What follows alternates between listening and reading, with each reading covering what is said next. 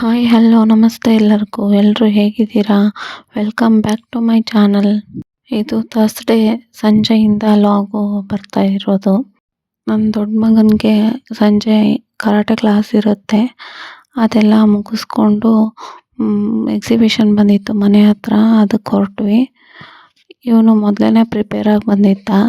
ಮೇಲೆ ಯೂನಿಫಾರ್ಮ್ ಹಾಕ್ಕೊಂಡು ಒಳಗಡೆ ಒಂದು ಕಲರ್ ಡ್ರೆಸ್ ಹಾಕ್ಕೊಂಡು ಬಂದಿದ್ದ. ಹಾಗಾಗಿ ಅಲ್ಲಿಂದ ಹೋಗಿ ಬಂದ್ವಿ. ಬರೋ ಅಷ್ಟರಲ್ಲಿ ಮನೆ ಹತ್ರ ಗಣೇಶ ಬಂದಿತ್ತು. ಅಲ್ಲಿ ಹಾಡು ಡ್ಯಾನ್ಸು ಎಲ್ಲ ನೋಡಿ ಇವನು ಹೆಂಗೆ ಡ್ಯಾನ್ಸ್ ಮಾಡ್ತಿದ್ದಾನೆ ನೋಡಿ.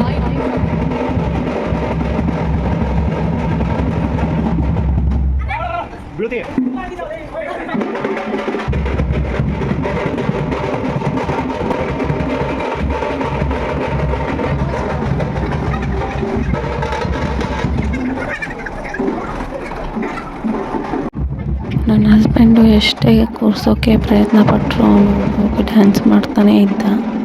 ಇದು ನೆಕ್ಸ್ಟ್ ಡೇ ಲಾಗು. ಇಲ್ಲಿ ಇಡ್ಲಿ ಸಾಂಬಾರು ಚಟ್ನಿ ಮಾಡಿದ್ದೆ.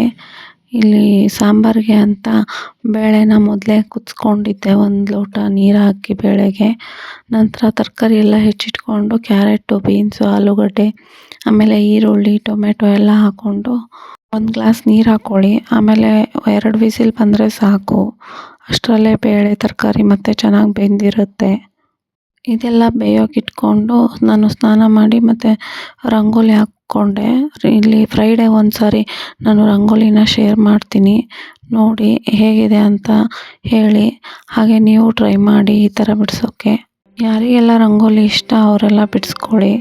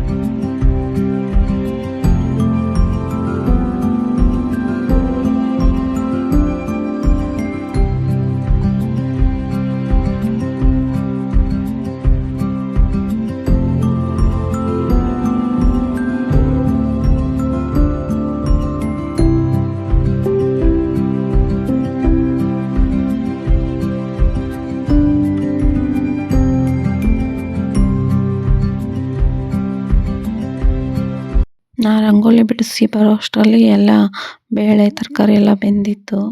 ಅಷ್ಟರಲ್ಲಿ ಇಲ್ಲಿ ಕಾಯಿ ಮತ್ತು MTR ಮಸಾಲ ಪೌಡ್ರು, ಹಾಗೆ ಒಂದು ಸ್ವಲ್ಪ ನೀರು ಹಾಕ್ಕೊಂಡು ರುಬ್ಕೊತಾ ಇದ್ದೀನಿ ಸಾಂಬಾರಿಗೆ.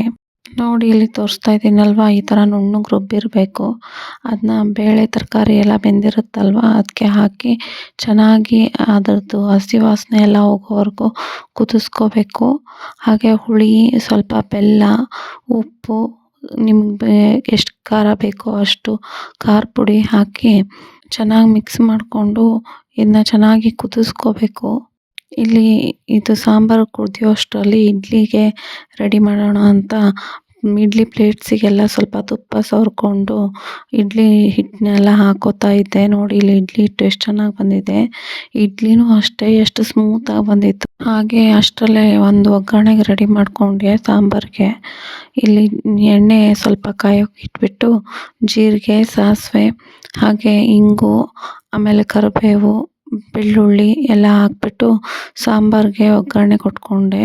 ಸಾಂಬಾರು ಅಷ್ಟೇ ಇಡ್ಲಿಗೆ ತುಂಬ ಚೆನ್ನಾಗಿರುತ್ತೆ. ಮಾಡ್ಕೊಂಡು ನೋಡಿ ಒಂದು ಸಾರಿ, ಸೂಪರಾಗಿರುತ್ತೆ ಇಡ್ಲಿ ಸಾಂಬಾರು ಕಾಂಬಿನೇಷನ್ನು. ಹಾಗೆ ಸ್ವಲ್ಪ ಕೊತ್ತಂಬರಿ ಸೊಪ್ಪು ಆ್ಯಡ್ ಮಾಡಿದರೆ ಇಲ್ಲಿ ಸಾಂಬಾರು ರೆಡಿ ಆಯಿತು. ಹಾಗೆ ನನ್ನ ಮಗನಿಗಂತೂ ಕೊಬ್ಬರಿ ಚಟ್ನಿ ಬೇಕೇ ಬೇಕು, ಅದಕ್ಕೆ ಅದನ್ನೂ ಮಾಡ್ಕೊಂಡಿದ್ದೆ. ಇಲ್ಲಿ ಇಡ್ಲಿ ನೋಡಿ ತೋರಿಸ್ತಾ ಇದ್ದೀನಿ ಎಷ್ಟು ಸ್ಮೂತಾಗಿ ಎಷ್ಟು ಚೆನ್ನಾಗಿ ಬಂದಿದೆ ಅಂತ. ಇಲ್ಲಿ ಇಡ್ಲಿ ಸಾಂಬಾರು ಚಟ್ನಿ ಎಲ್ರಿಗೂ ಹಾಕ್ಕೊಟ್ಟೆ, ಎಲ್ಲರ ತಿಂಡಿನೂ ಆಯಿತು.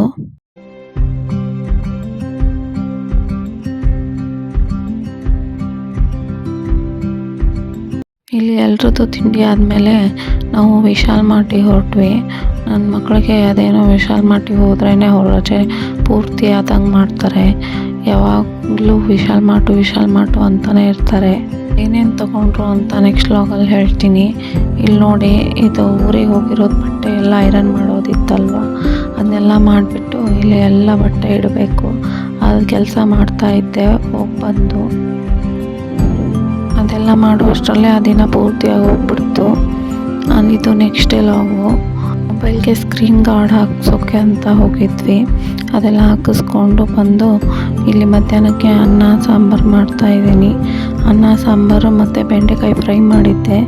ಬೆಂಡೆಕಾಯಿ ಫ್ರೈ ಅಂತೂ ತುಂಬ ಚೆನ್ನಾಗಿತ್ತು. ಇಲ್ಲಿ ಅನ್ನ ಟೊಮೆಟೊ ಸಾರು ಮಾಡ್ತಾಯಿರೋದು. ಟೊಮೆಟೊ ಸಾರಿಗೆ ನಾನೇನಿಲ್ಲ, ಟೊಮೆಟೊ ಮತ್ತು ಬೆಳ್ಳುಳ್ಳಿ, ಆಮೇಲೆ ಸಾಂಬಾರು ಮಸಾಲೆ ನಿಮ್ಮ ಮನೇಲಿ ಯಾವುದಿರುತ್ತೋ ಅದನ್ನ ಹಾಕ್ಕೊಳ್ಳಿ. ನಾನು ಶಕ್ತಿ ರಸಂ ಪೌಡ್ರು ಯೂಸ್ ಮಾಡ್ತೀನಿ. ಅದನ್ನ ಹಾಕಿ ಹುಣಸೆಹಣ್ಣು, ಸ್ವಲ್ಪ ಬೆಲ್ಲ ಹಾಕ್ಕೊಳ್ಳಿ, ತುಂಬ ಚೆನ್ನಾಗಿರುತ್ತೆ. ಹುಣಸೆಹಣ್ಣು ನಾನು ಇಲ್ಲಿ ಸ್ಕಿಪ್ ಮಾಡಿದ್ದೀನಿ, ನನಗೆ ನೆನಪಿಲ್ಲದೆ.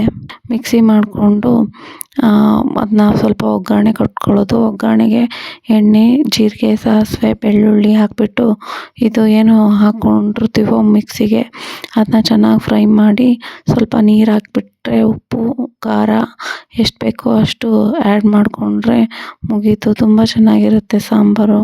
5 ನಿಮಿಷದಲ್ಲೇ ಸಾಂಬಾರು ಬೇಗ ರೆಡಿ ಆಗಿಬಿಡುತ್ತೆ. ಇದು ಸುಮ್ಮನೆನೂ ಕುಡಿಯೋಕ್ಕೆ ಸೂಪ್ ಥರ ತುಂಬ ಚೆನ್ನಾಗಿರುತ್ತೆ. ಮಾಡಿ ನೋಡಿ, ಕಮೆಂಟ್ ಮಾಡಿ ಹೇಳಿ. ಯಾರೆಲ್ಲ ವಿಡಿಯೋ ನೋಡ್ತಿದ್ದೀರೋ ಅವರೆಲ್ಲ ಪ್ಲೀಸ್ ಸಬ್ಸ್ಕ್ರೈಬ್ ಮಾಡ್ಕೊಳ್ಳಿ.